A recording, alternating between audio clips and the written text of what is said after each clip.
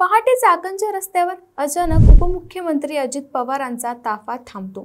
Traffic jam, हॉर्नचा गोंगाट, कामगारांची घाई आणि त्यात अजित पवारांचं स्फोटक डाव।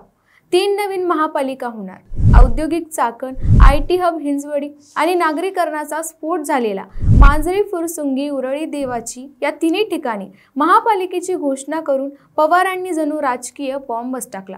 पण त्याच दिवशी मुख्यमंत्री देवेंद्र फडणवीस थेट म्हणतात 3 नाही, फक्त एकच महापालिका गरजेची आहे। एका दिवसात 2 टोकाची विधान। आणि आता राज्यभर चर्चा, हा विकासाचा आराखडा आहे की निवडणुकीपूर्वीचा पॉलिटिकल गेम ऑफ थ्रॉन्स। आज आपण उलगडणार आहोत या घोषणेचा राजकीय कट, पडद्यामागचे आकडे आणि अजित पवार विरुद्ध देवेंद्र फडणवीस यांचं पुण्याच्या भवितव्यावरचं गुप्त युद्ध। नमस्कार, मी सृष्टी आणि तुम्ही पाहताय सत्य पे सत्ता, म्हणजे थोडक्यात पण महत्त्वाचं। राजकारणात काही क्षण असे असतात जे इतिहासात कोरले जातात। चाकणच्या वाहतूक कोंडीची पहाटेची पाहणी करताना अजित पवारांनी अगदी तसाच क्षण निर्माण केला। ट्रॅफिकने गुदमरलेल्या चाकण चौकात कामगार आणि व्यापाऱ्यांनी वेढलेल्या वातावरणात त्यांनी थेट घोषणा केली, काहींना आवडेल किंवा न आवडेल, पण चाकणला स्वतंत्र महापालिका करावीच लागेल। आणि सोबत हिंजवडी आणि मांजरी, फुरसुंगी, उरळी देवाची या ठिकाणी पण। हे बोलून ते थांबले नाहीत। त्यांनी विकासाचं चित्र रंगवलं, निधीरुंद रस्ते, अंडरग्राऊंड ड्रेनेज, मोठी पायाभूत प्रकल्प आणि म्हटलं महापालिका नाही केली तर विकासाला पैसेच मिळणार नाहीत। 1500 कंपन्या, 3.5 लाख कामगार आणि लाखो वाहनांची रोजची धावपळ चाकणमध्ये दररोज होत असते। पुणे, नाशिक आणि चाकण शिक्रापूर महामार्गाचा चौक म्हणजे ट्रॅफिकचं महाकुंभमेळा। पावसाळ्यात खड्डे, पाणी साचणं आणि हॉर्नच्या गोंगाटाने हरवलेली संयमता। अजित पवारांनी हा सिस्टीम फेलचा फोटो जगासमोर ठेवला। अजून 2 महापालिका यामध्ये आहेत। त्यात एक म्हणजे मांजरी, फुरसुंगी, उरळी देवाची, पुण्याच्या सीमेला लागलेला, वेगाने नागरीकरण झालेला पट्टा, पण अपुऱ्या सुविधा आणि लोकसंख्या झपाट्याने वाढते। आणि दुसरं म्हणजे हिंजवडी, भारतातील एक मोठं IT हब, पण रस्ते आणि सार्वजनिक वाहतुकीच्या समस्यांमुळे कामगार त्रस्त असतात। अजितदादांनी केलेल्या घोषणेवर मुख्यमंत्री देवेंद्र फडणवीस पलटवार करतात। अजित पवारांच्या महापालिकांचा बॉम्ब पडायच्या काही तासातच मुख्यमंत्री फडणवीसांनी जाहीर केलं, 3 नाही, अजून एक महापालिका पुरेशी आहे। त्यांनी हलकसं हसत म्हटलं, अजितदादांना काय म्हणायचं होतं हे कदाचित गैरसमज झाला असेल। हे फक्त विधान होतं का मी अजूनही मुख्यमंत्री आहे असं आठवण करून देणारा पॉलिटिकल स्ट्रोक। महापालिकांचं विभाजन म्हणजे केवळ विकास नाही तर सत्ता समीकरणात बदल होतो।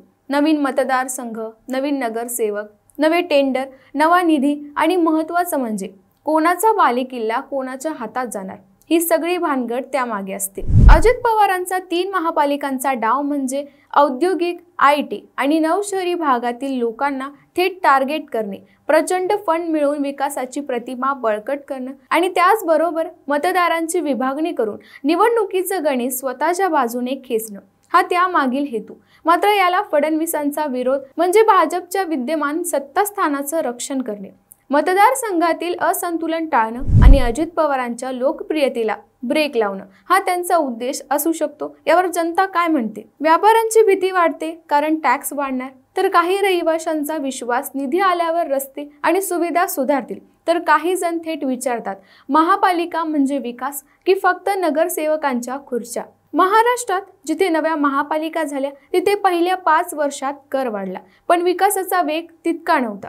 राजकारणात हा खेळ नवा नाही। निवडणुकीपूर्वी नवी महापालिका जाहीर करून मतदार खुश आणि निवडणुकीनंतर गती मंद होती। ही केवळ महापालिकांची चर्चा नाही, ही पुण्यात कोणाचं वर्चस्व वाढणार याची चढाओढ आहे। 3 महापालिका झाल्या तर अजित पवारांचा प्रभाव वाढणार, विशेषतः औद्योगिक आणि IT पट्ट्यात, आणि एकच महापालिका झाली तर भाजपची पकड कायम राहील।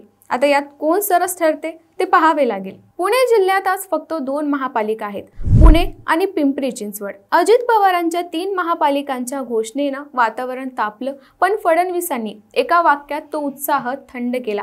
3 नाही, फक्त 1 हा फक्त प्रशासकीय मतभेद आहे असं काहींना वाटतं, पण जे अनुभवी राजकीय खेळाडू आहेत ते म्हणतात हा निवडणुकीचा ओपनिंग गेम आहे। महापालिका म्हणजे विकास, निधी आणि सत्ता, आणि ही सत्ता कोणाच्या हातात हेच या युद्धाचं मूळ।